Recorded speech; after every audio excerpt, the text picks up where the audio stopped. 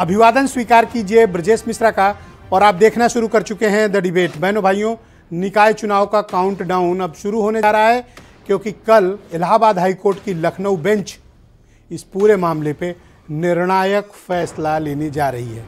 कल छुट्टियों के बावजूद हाईकोर्ट विशेष रूप से खोला गया है ताकि लंबे अवधि तक चली सुनवाई के बाद कल इस मामले में उम्मीद की जा रही है कि कोर्ट छुट्टी के दिन कोई बड़ा निर्णय लेगा और ये स्पेशल केस के तौर पर कोर्ट ओपन किया जा रहा है, जहां पर उत्तर प्रदेश के निकाय चुनाव पर फैसला होने जा रहा है। बीजेपी का आरोप है कि विपक्ष की साजिश है चुनाव को रुकवाने की कोशिश, और विपक्ष का कहना है कि रिजर्वेशन में बीजेपी की सरकार ने बहुत भेदभाव किया है, इस कारण कोर्ट तक ये मामला पहुंचा है। लीगल, पॉलिटिकल दोनों इशू पर आज हम विस्तृत चर्चा करने जा रहे हैं। बहनों भाइयों, कल निर्णायक दिन आ गया है। कल ये तय हो जाएगा, उम्मीद करिए कि लंच तक या फिर लंच के बाद, निकाय चुनाव को लेकर इलाहाबाद हाईकोर्ट की लखनऊ की डिवीजन बेंच निर्णय करने जा रही है और उत्तर प्रदेश के निकाय के चुनाव या तो होंगे और या फिर लंबे समय के लिए टलेंगे। कल निश्चित हो जाएगा। अब हम दोनों पॉसिबिलिटीज पर चर्चा कर लेते हैं। पहली पॉसिबिलिटीज कि चुनाव होगा, चुनाव होता है तो अब उसके बाद राज्य निर्वाचन आयोग एक्टिव होगा, चुनाव की अधिसूचना जारी होगी और उम्मीद करिए कि जनवरी महीने में चुनाव की प्रक्रिया पूर्ण हो जाएगी और फरवरी के पहले हफ्ते या जनवरी लास्ट तक इसका परिणाम भी जारी हो जाएगा। उम्मीद करिए कि 20 जनवरी तक 30 जनवरी के बीच चुनाव की प्रक्रिया पूर्ण कर ली जाएगी। अगर याचिकाकर्ता जिसने PIL दाखिल की है उसकी पिटीशन खारिज हुई तो, यानी चुनाव कंटिन्यू हुए तो। सरकार की भी तैयारी पूरी है, आयोग की भी तैयारी पूरी है, चुनाव का माहौल भी बन गया है। आप जब जिलों के जाएं, शहरों में जाएं, तो आपको हर व्यक्ति चुनाव लड़ाता हुआ या निकाय चुनाव की बात करता हुआ मिल जाएगा। यानी चुनाव की तैयारी भी है, मिजाज भी है और दस्तूर भी है। ये तो वो पॉसिबिलिटी है जो ये बताती है कि चुनाव होगा। अब दूसरी संभावना पर भी चर्चा कर लेते हैं। नहीं होगा, इन केस ऑप्शन नंबर 2। तो नहीं होगा तो क्या होगा? तो नहीं होगा तो यह होगा कि चुनाव कम से कम 5-6 महीने के लिए टल जाएंगे। क्यों टल जाएंगे? क्योंकि सुप्रीम कोर्ट का जो वर्डिक्ट है सुरेश महाजन केस का, वो कहता है कि TTT फार्मूला अपनाइए, उसके बाद जो परिणाम आए तब आप रिजर्वेशन सिस्टम लागू करिए। What is TTT? एक पिछड़ा वर्ग आयोग प्रस्ताव देगा, निकाय और डिस्ट्रिक्ट एडमिनिस्ट्रेशन उसका प्रॉपर सर्वे करेगा और वो अपने प्रस्ताव किसको देगा? नगर विकास विभाग। फिर नगर विकास विभाग उस पर सम्यक निर्णय लेगा। ये हुआ 3 टेस्ट, आयोग, एडमिन और सरकार। That is TTT।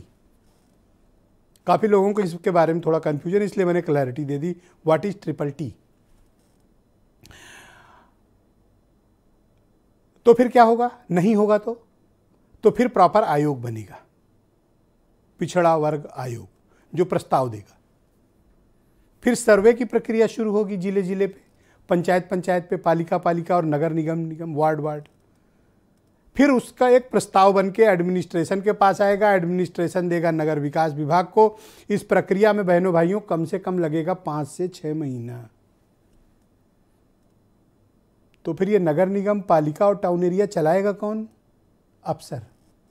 वैसे भी चला रहे हैं, अब थोड़ा सामने आके चलाएंगे अगर टलता है तो।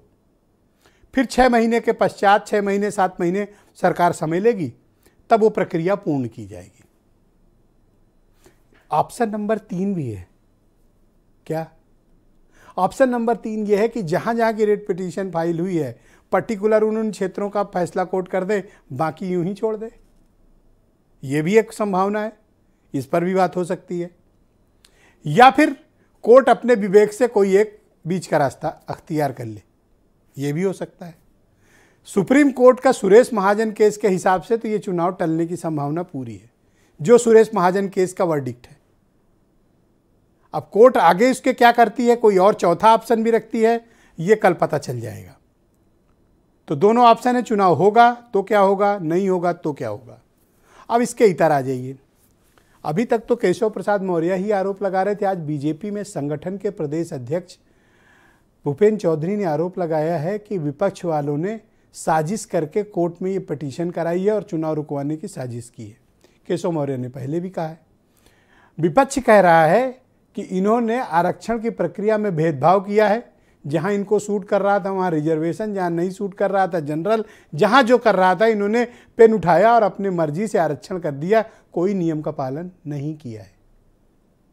कल पता चल जाएगा किसने नियम माना है, किसने नहीं माना है। आप कुछ स्टेटमेंट सुन लें, फिर आज की परिचर्चा को हम आगे बढ़ाएंगे। लोग षड्यंत्र करके चुनाव को टलवाने की कोशिश कर रहे हैं, लेकिन प्रदेश की जनता सब जानती है। लेकिन कोर्ट कौन गए हैं ये सब जानकारी आप सब लोगों को, सबको जानकारी है। प्रदेश की महान जनता सब जानती है।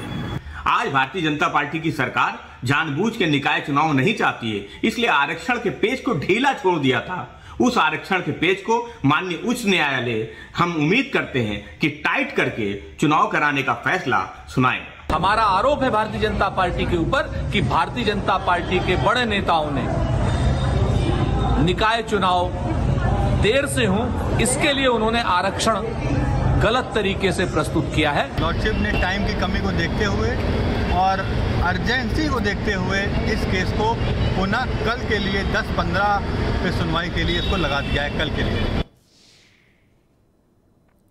वैसे ये भी ऐतिहासिक है कि छुट्टी के दिन इलाहाबाद हाईकोर्ट खुल रही है और इस मामले पर अंतिम निर्णय या निर्णायक फैसला कल होने जा रहा है। यानी कल जज साहब इस मूड में है कि वो वर्डिक्ट डिलीवर करेंगे।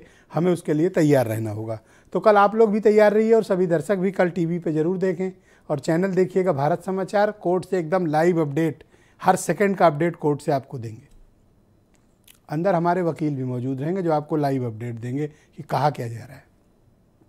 ऑब्जर्वेशंस